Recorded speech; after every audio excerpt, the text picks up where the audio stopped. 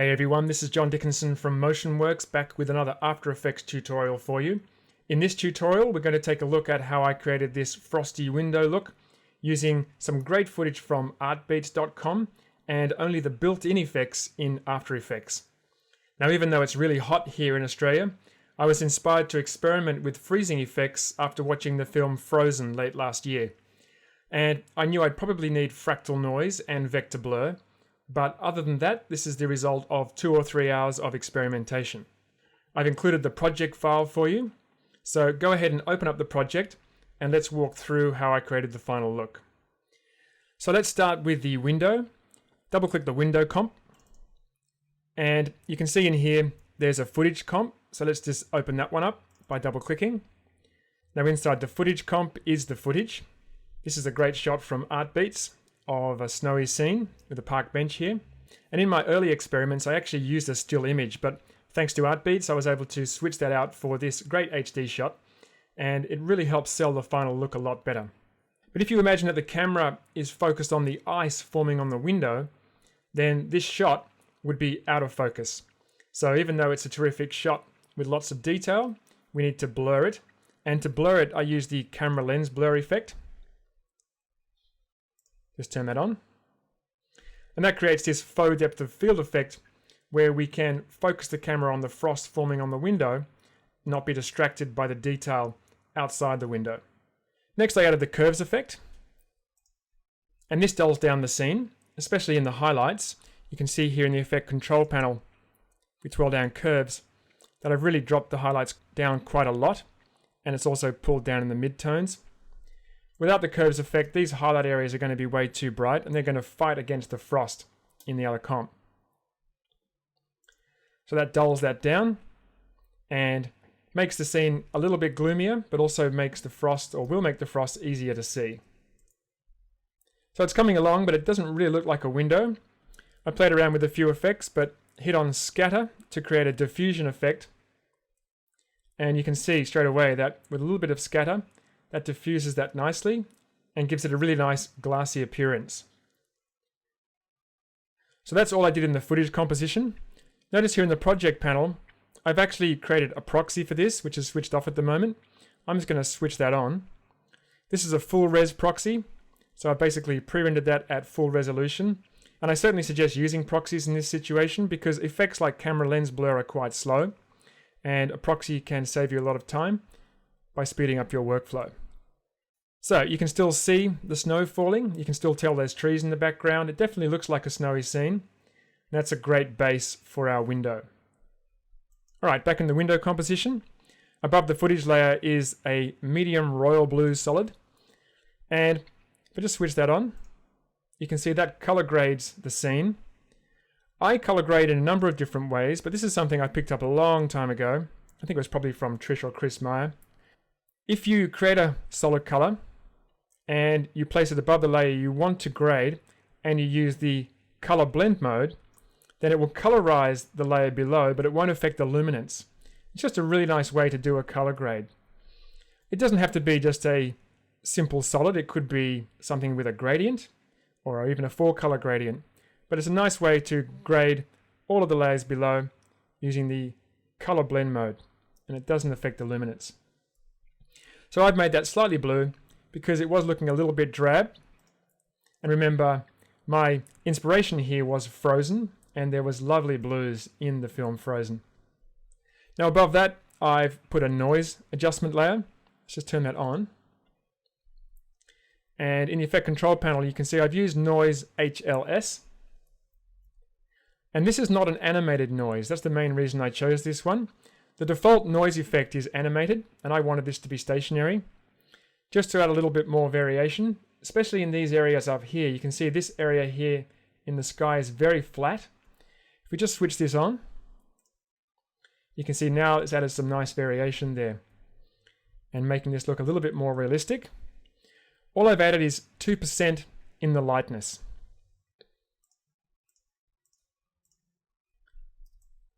And you can see where the diffusion is, if I just turn this off again, where the diffusion is and where there's no diffusion, it's quite obvious. But if I just add a little bit of noise, it just helps blend those two areas together and it helps with the overall look. So once I got to this stage, I thought, well, it's definitely looking more like glass, but it's way too clean. So I looked at some images of dirty windows, and if you look at a window that opens to the outside, unless it's just been cleaned, you're pretty likely to see marks where the rain has hit the window and dried. And I love the challenge of recreating specific natural looks in After Effects. And for this I experimented with various effects, but in the end I hit on a pretty effective result using scribble, roughen edges, and camera lens blur. So let's take a look at that. So I'm going to turn the dirt layer on. At the moment it's just black because none of the effects are turned on. Simple black solid. So the first effect I used was scribble. Now in order to see anything using scribble, you must apply a mask to the layer. And a quick way to apply a mask that encompasses the entire layer is just to use the keyboard shortcut Shift-Command-N or Shift-Control-N on Windows. And that'll add a mask around the edges of your layer. And once you've done that, you can apply the scribble effect. Scribble you'll find in the Generate menu in Effects, just outside the viewable area here. And you can see the settings that I've used. Adjusted the color slightly to make this slightly gray. Change the opacity to 50%. Change the angle to 0 so we have the strokes straight up and down. Used quite a fine stroke width of 1.4, and importantly zeroed out the wiggles per second because we don't want these raindrops or these rain marks to move around. So that's the base. Next I use roughen edges. Just going to turn that on. And for roughen edges I used an edge type of cut and a scale of 10. And you can see already that that's adding quite a nice dirty look to the window. Not quite what I want for this, but certainly useful in other situations. For this, it's just too much fine detail. So the next effect is, once again, camera lens blur. And you can see that that softens that fine detail and creates some round rain-like stains on the window, or rain-like streaks. A little bit hard to see with just one copy. So what I did was duplicate the dirt layer and just lay one on top of the other. And you can see that combination of scribble, roughen edges, and lens blur is surprisingly similar to streaks of dried rain. I have to say I really smiled when I was doing this experimentation because this was super easy and I had never expected it to look this good. Now the final layer in this window composition is this turbulent displace layer. This is actually a white solid layer, and I've actually applied a mask to it. Let me just turn that mask off. So there's your white solid. Just press UU to see the settings that I've used. So there's a mask, and it's pretty much around the edges of the composition. You can see the mask feather is fairly high, and it's been animated. So it starts at 240. And also, by the way, you can see that the mask has been inverted. If I didn't invert the mask, you'd have this feathered edge around the outside, but by inverting it, we get the feather on the inside. And I've animated the mask feather, keyframed it from 240 up to 400. And what that's doing is it's making the white area push a little bit more towards the middle. Because remember, the window is frosting up, and this, together with the final frost, which we'll look at in a moment, is really quite effective. It isn't so effective just as a solid, so what I did was I applied the turbulent displace effect. Let's just turn that on. You can see that makes a big difference. If I just solid this layer, look at that. This is with the effect off and on. So turbulent displace gives us this really nice icy fractal look. You can see as the feather is animated, the fractal is creeping towards the center of the frame, and it already looks like the window's frosting up. Now you don't want to go too far with the feathering, because what happens is it starts to fill up the window with white, and this fractal isn't supposed to be the main focus of this look. It's more to complement the main frost look. and make it look more realistic. Okay, so that's the main window look. We've got the footage in the background with the camera lens blur and the curves and the scatter effect. We've got the medium blue solid with the color blend mode, and we've got some subtle noise over the top of that. We've got this really nice realistic dried rain look using scribble, roughen edges and camera lens blur.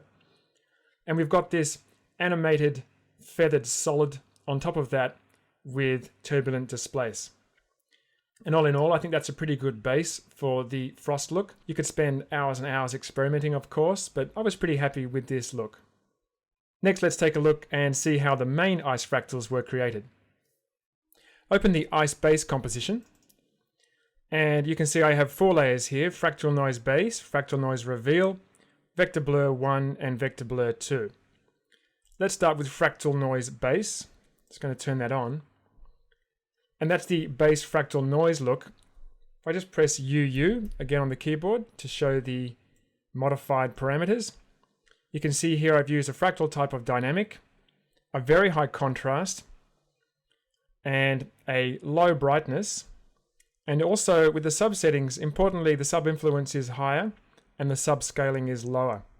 And you can see this has given us pretty much a black and white look, but with a lot of fine detail. And this fine detail is important because that's what's going to give the fine feathered look when vector blur is applied. If we turn on the vector blur 1 adjustment layer, you'll see exactly what I mean. Take a look at that. We get this beautiful organic feathered look. Now for vector blur, you can see I've used a type of constant length, an amount of 500, a ridge smoothness of 100, and a map softness of 40. And remember, I didn't just go in and punch in these numbers. I just did a whole bunch of experimentation until I zeroed in on the look that I like. Notice also that we have a vector blur 2 layer, and I didn't actually use this layer in the final look. What I'll often do when I'm experimenting is I'll apply an effect and then I'll double it up and see what that gives me. And that's exactly what I did with vector blur. If we turn this on, take a look at that. Just duplicating that layer and laying one on top of the other gives this really beautiful, soft, feathered look and removes a lot of that detail. And that could be good for something else, but for this particular look, I thought that was a little too smooth, so I didn't use it. But I wanted just to show you what that looked like because I thought that looked pretty cool. Now to create the Frosty reveal, I used a second fractal noise effect. Let's just turn that on. I'm going to solo that. This is the effect that reveals the fractal noise base and gives us the effect that the frost is growing on the window pane. Let's take a look at these settings. For this I've used a fractal type of threads, and you can see I've animated the contrast and brightness. Complexity set to 1.5, and the subsettings are pretty much the same as the previous fractal. In order to get this to go from black to white, I've actually animated the contrast. You can see I start with 900, and as the contrast increases, more and more the frame is filled with white. And that's what reveals the base layer. We'll look at that when I turn the Luma Matte on in a second.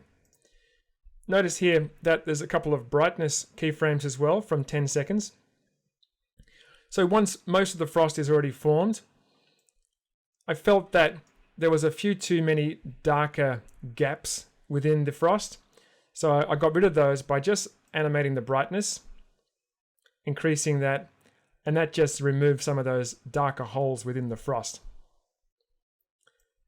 We'll see how that looks in a moment. So with those 2 layers prepared, for the fractal base, I chose as a track matte, Luma Matte Fractal Noise Reveal. And there you can see we have the reveal fractal noise revealing the base fractal noise, and that looks so good. You may be wondering why I didn't use turbulent noise, because I often talk about turbulent noise and how you should use turbulent noise when you're deciding between fractal and turbulent, unless you want to loop the noise. The main reason I didn't use turbulent noise in this particular project is because I forgot. And when I went back to try and recreate this with turbulent noise, it didn't quite give me the look that I had created with fractal noise, so I decided to stay with fractal. But I suggest if you're going to rebuild this from scratch, start with turbulent noise, because turbulent noise definitely is the newer, more optimized effect, and it gives you better detail. Okay, so that's the ice base layer. Now notice if I just toggle the transparency grid that this is black and white, and this needs to be white for the final effect. A couple of ways you could do this. What I ended up doing was just dropping this ice base composition into another composition, and I call this ice white. And here's the ice base. All I did was created a white solid. There it is underneath the fractal. And for the white solid, I chose Limamat Ice Base. Looks like nothing's changed, but if we toggle the transparency grid, you can see we now have beautiful white ice, white frost. So just using the ice base layer as a matte for a white solid. We can actually see it better if I just turn on this blue solid. There we go. And those of you who follow me on Twitter might recognize this. I actually, in my early experiments, simply used a blue solid as my background. But as the experiment gained momentum, that's when I started to use a still image of a snowy scene. And then Artbeats kindly offered me some HD footage, which looked even better. And that was just happening organically as I was experimenting. The only thing left to do was to composite this onto the window. So let's take a look now at how I did that. Okay, so open up the main composition. And you can see here at the bottom, we have the window composition.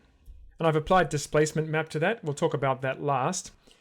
Above the window composition is an adjustment layer with the exposure effect applied. I've adjusted the exposure just to 0.8. You can see this will brighten up the layer below. And I could have done this in the pre-comp. Just felt that at this stage in the animation it needed to be a little bit brighter. And that always is generally when I apply an adjustment layer. Above that is the ice white layer. And that's the layer we just looked at. Now, notice the ice white layer has the color emboss effect applied. I'm just going to turn that off for a second. That's how it looks without the effect. I felt that ice would probably have some depth, so it needed something just to make it not look flat. And I used color emboss for that, and it's very subtle. You can see probably here where it starts to add a little bit of shading, just there. Just gives that a little bit of a relief, and I felt made it look a little more realistic. Now, why did I choose color emboss and not emboss? Simply because emboss makes the layer gray, whereas color emboss doesn't. Let's just solo this layer. You can see that's the result of emboss. It actually makes it grayscale. If I use color emboss, it'll leave it at white, but it'll just add some shadows.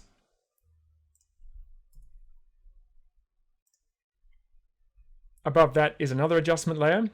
This is an unsharp mask effect, and it has the default settings. If I just zoom in and turn it off again, you can see it just sharpens the overall look. I felt that the frost was looking a little soft, and it needed a little bit more sharpening along with the color emboss, just to make it look a little bit more icy.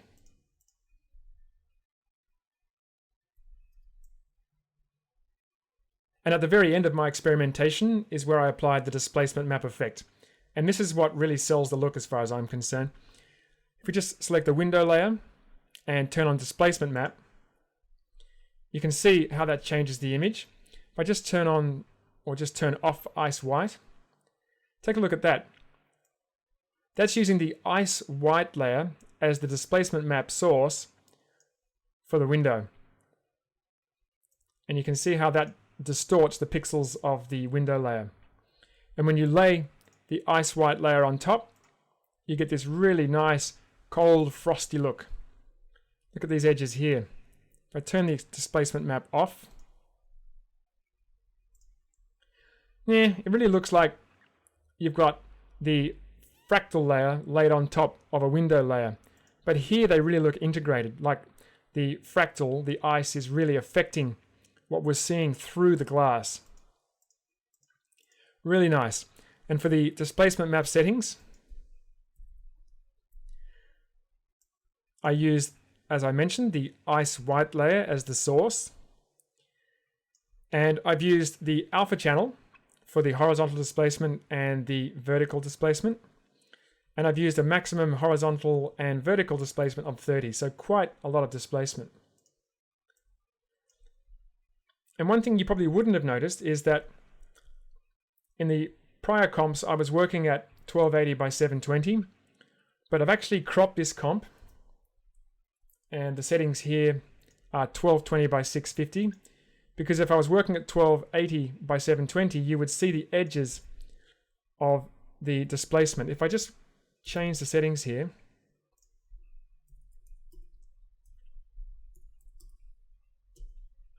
there you go, you can see that there. So by cropping it down, I've gotten rid of all that mess. Something to keep in mind when you're working, so you don't end up with ugly edges caused by the displacement. Okay, so once again, here's the final look. There's plenty more room for experimentation. You've got the project file, so you may prefer the look without unsharp mask. You may not like the color emboss. You may think it's too dark. You may like it more blue. You may want to change the fractals altogether. I definitely think you should take some time experimenting. And if you do an experiment, I'd love to see what you come up with. As you can see, using the default After Effects effects with the help of some great stock footage, you can create a pretty convincing Frosty look. For now, this is John from Motionworks. Have fun, stay frosty, and I'll see you in the next tutorial.